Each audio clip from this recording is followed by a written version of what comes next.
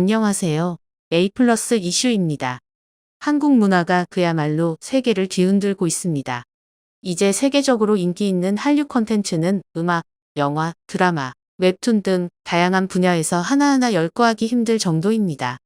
방탄소년단의 콘서트에서 전 세계 관중 수만 명이 한국어 가사를 떼창했다는 소식은 이제 너무 익숙한 뉴스가 되어버렸고, 지금은 세계 곳곳에서 방탄소년단이 아닌 다른 한국 가수들의 무대에서도 외국인들의 한국어 떼창이 울립니다. 지난 10일 뉴욕 센트럴파크에서는 코리아 가요제가 열려 뉴요커 5천여 명이 운집해 한국어가 울려 퍼졌고, 아시아는 물론 남미와 유럽에서도 우리 가수들의 무대에서 관객들의 한국어 가사가 울렸습니다. 우리의 영화와 드라마도 전 세계 극장과 넷플릭스 등 OTT에서 한국말 그대로 방영되고 있습니다. 우리 문화가 세계적으로 사랑받으면서 우리나라 말인 한국어에 대한 관심이 엄청나게 커졌습니다. 이렇게 커진 관심은 외국인들의 한국어 공부로 이어지고 있습니다. 실제로 외국인 대상 한국어 능력 시험인 이른바 토픽 지원자 수가 최근 급증하고 있다고 합니다. 2021년의 토픽 지원자 수는 2020년도의 3배로 증가했습니다. 현재 증가 속도가 전 세계 언어 중에서 가장 빨라서 이런 증가 속도라면 몇 년 내로 일본에서 주관하는 일본어 능력 시험인 JLPT를 가볍게 넘어설 것이라는 전망이 나오고 있습니다. 지난해 2021년 해외 토픽 지원자 수는 19만 명이었고 일본의 JLPT는 39만 명이었습니다. 이렇게만 보면 아직 일본어에 반밖에 되지 않느냐고 생각하실 수도 있습니다. 하지만 2017년부터 2019년까지 토픽은 JLPT의 20% 수준밖에 되지 않았으니 엄청난 증가 속도입니다. 해외 한국어 교육기관에서도 이런 한국어 열풍을 체감하고 있습니다. 해외에서 한국어 교육을 담당하는 공공기관인 세종학당재단에 따르면 재단이 처음 설립된 2007년에 학당에 등록된 외국인 학생 수는 740명에 불과했습니다.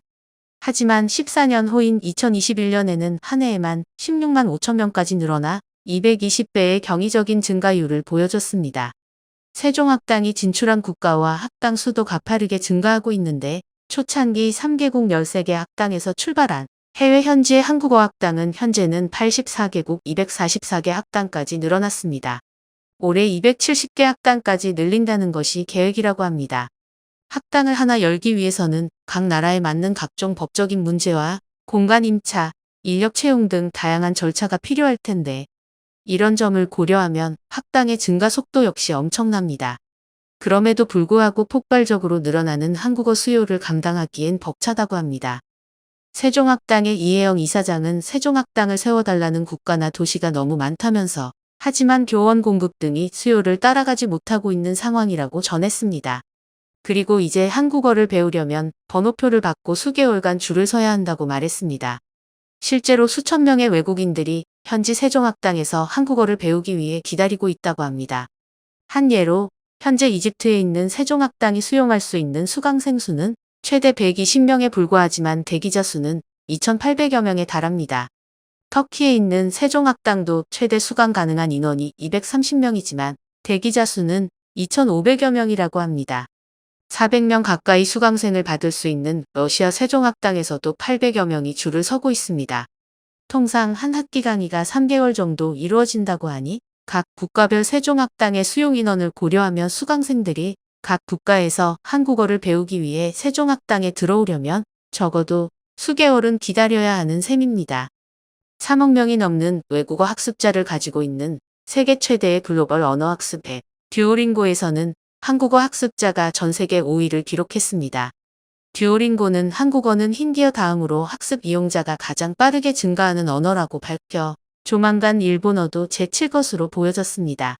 최근에는 해외 교육계에서 자발적으로 한국어와 한국 문화 교육 프로그램을 개설하고 있습니다. 미국은 한국어를 스페인어와 같은 제1외국어로 지정하고 내년부터 각급 학교에서 한국어 교육을 더욱 늘리기로 하였습니다. 미국 교육부 장관 미구엘 카르도나는 갈수록 높아지는 한국어의 인기와 늘어나는 수요를 반영해 일선 교육 현장에서 한국어를 실질적, 효과적으로 접할 수 있도록 예산을 더 많이 확충할 계획이라고 밝혔습니다.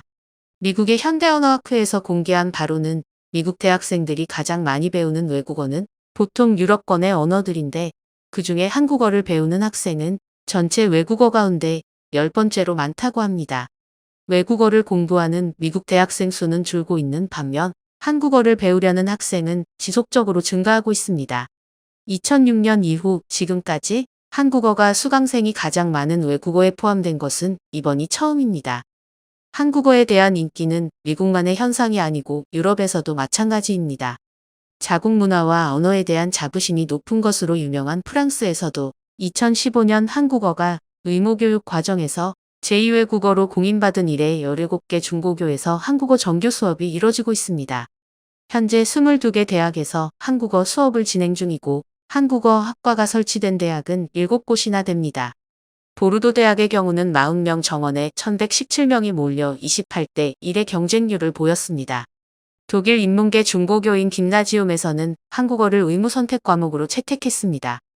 인도네시아에서는 4개 대학에 한국어 학과가 생겼고 한국어를 고교 정규 과목으로 채택하여 11개 고교에서 가르치고 있습니다.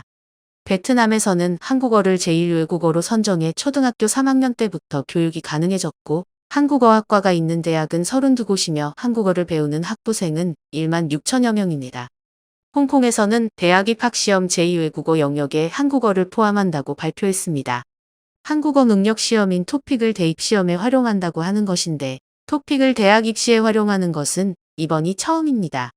태국 수능에서는 한국어를 선택하는 비중이 중국어 다음으로 2번째로 높았다고 합니다. 일본어보다 한국어 선택 비중이 더 높았다고 하네요. 태국은 예전부터 일본의 진출이 활발한 나라인데 일본어를 제치고 태국 학생들이 한국어를 더 많이 선택했다는 것은 한국의 위상이 얼마나 높아졌는지 알 수 있는 대목입니다. 이외에도 이런 사례는 이제 셀 수 없이 많이 나열할 수 있습니다. 하지만 우리는 한국어의 인기가 10대나 20대의 외국인에만 국한되어 있다고 오해하기 쉽습니다. 저도 처음에는 그렇게 생각했었는데요. 하지만 한국어를 배우는 연령대가 다양하게 늘어나고 있고 세계 곳곳에서 백발의 한국어 만학도도 많아지고 있다고 합니다. 사실 한국어가 외국인의 입장에서 절대 배우기 만만한 언어는 아닙니다. 한국어의 알파벳인 한글은 쉽지만 맞춤법이나 존댓말 등 외국인 입장에서 어려운 부분이 너무 많다고 합니다. 미국 국무부에서 발표한 영어권 사람이 배우기 가장 힘든 언어 중 하나로 꼽히기도 했습니다. 그럼에도 불구하고 이렇게 한국어를 배우려는 사람들이 많다는 건 정말 대단한 일인 것 같습니다. 앞으로 이런 한국어 열풍이 계속되었으면 좋겠습니다. 그럼 오늘 영상은 여기서 마무리 짓도록 하겠습니다. 제가 준비한 소식이 도움이 되셨다면 구독과 좋아요 부탁드리겠습니다. 여러분의 구독과 좋아요는 영상 제작에 있어서 큰 힘이 됩니다. 다시 또 새로운 소식으로 찾아뵙도록 하겠습니다. 끝까지 시청해주신 시청자 여러분 정말 감사드립니다. A+ 이슈였습니다.